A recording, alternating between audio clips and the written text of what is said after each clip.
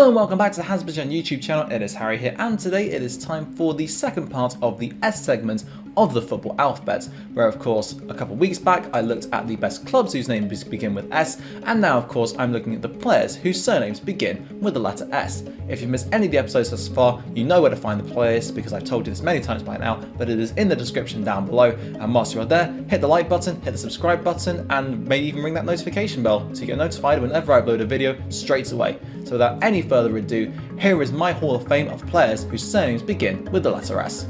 Number 1. Alfredo Di Stefano.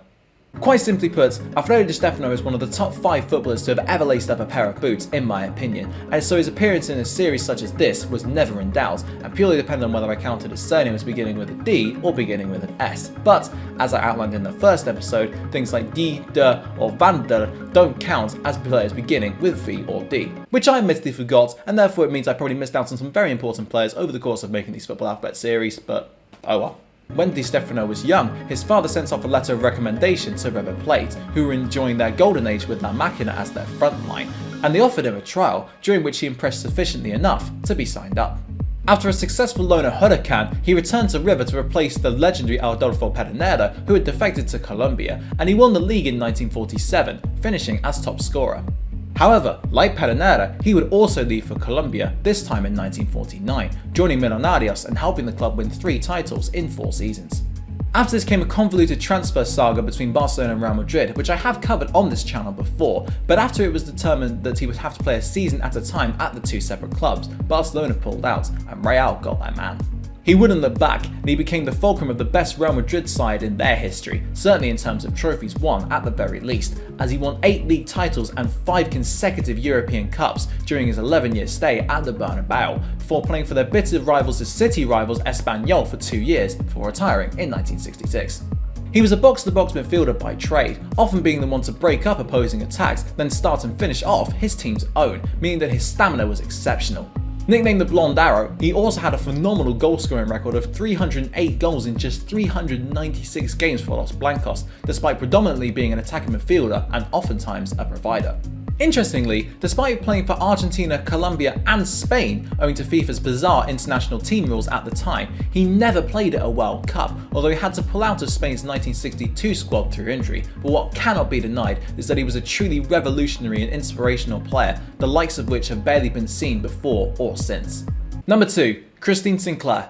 The only active player in this video, Christine Sinclair is the highest goalscorer in international football history, overtaking Abby Wambach in January 2020 after 2 goals against the powerhouses of St Kitts and Nevis. Born into a family of footballers in 1983, she also grew up loving basketball and baseball, but stuck to football, which proved to be a wise choice. During her university career at Portland, she scored a ridiculous 110 goals in 96 games, including a record 39 goals in her senior year, but it took until 2010 before she could win her first senior trophy, winning the Women's Professional Soccer Championship with FC Gold Pride, although the club would dissolve almost immediately after the season's end. Undeterred, she went to Western New York Flash in 2010, winning the WPS again in 2011, but after the NWSL was established in 2013, she would sign up for the Portland Thorns, where she has remained ever since. A quick and technically gifted withdrawn forward or attacking midfielder, she has won the championship twice with the Thorns, although she's only scored 58 in 196 games for them, a far cry from her 186 in 296 for Canada, her nation. Her only honour with her national team was a Gold Cup in 2010, with 2 Olympic bronze medals also thrown in for good measure, but it is her goal-scoring record for her nation for which she is most well known. Number 3. Gaetano Scirea. One of the last great sweepers in the game before the position went out of fashion, Gaetano Scirea was a dominant force in the Italian game throughout his career. Born in 1953, he began at Atalanta, where he would only stay for 2 years before, as they so often do, Juventus came calling after they realised his immense talent and potential and snapped him up.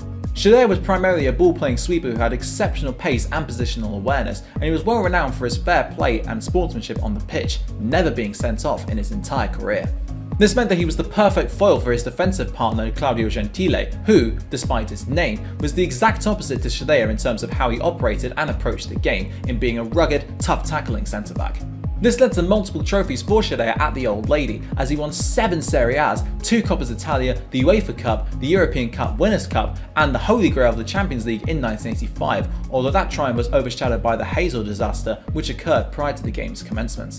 He would also be the defensive linchpin for Italy, forming a formidable partnership with Gentile again, Dino Zoff and Antonio Cabrini, finishing 4th at the 1978 World Cup before winning it in 1982.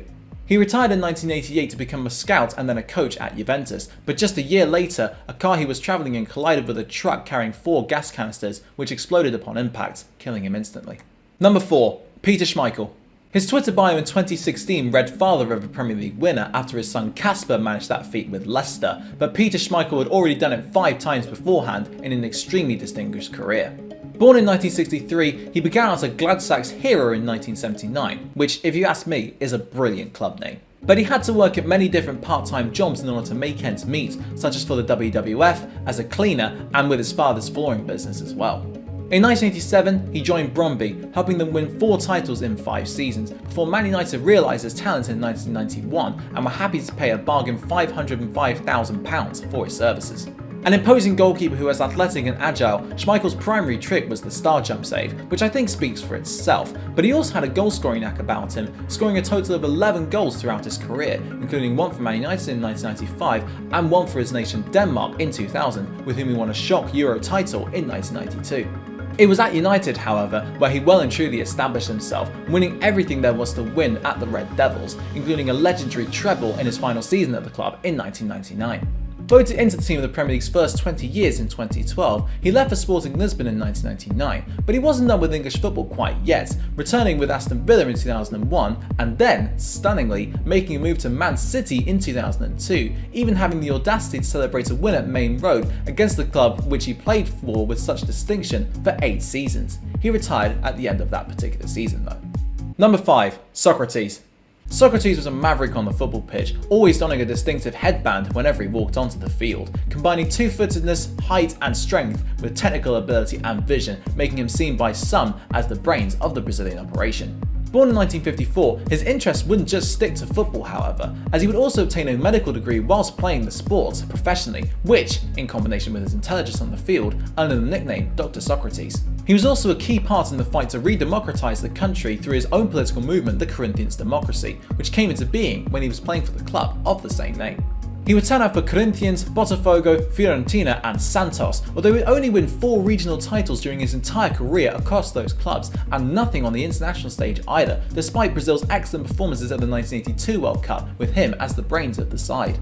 Despite retiring in 1989 and focusing fully on a medical career, he would make a special one-off appearance for non-league Garforth Town in 2004, making a 12-minute cameo coming off from the bench, and warming up for the game by smoking, in his own idiosyncratic way. Sadly, his chain smoking and drinking habits would eventually catch up with him, and he died in 2011 at the age of just 57. That just about wraps up today's video on the football alphabet of the best players whose names begin with S. If you think I've missed any out or whatever, please let me know which ones down in the comments below, and if you enjoyed it, hit that like button, hit that subscribe button and ring that little bell so you get to know whenever I upload a video straight away. Thank you very much for watching, and until next time, I'll see you then.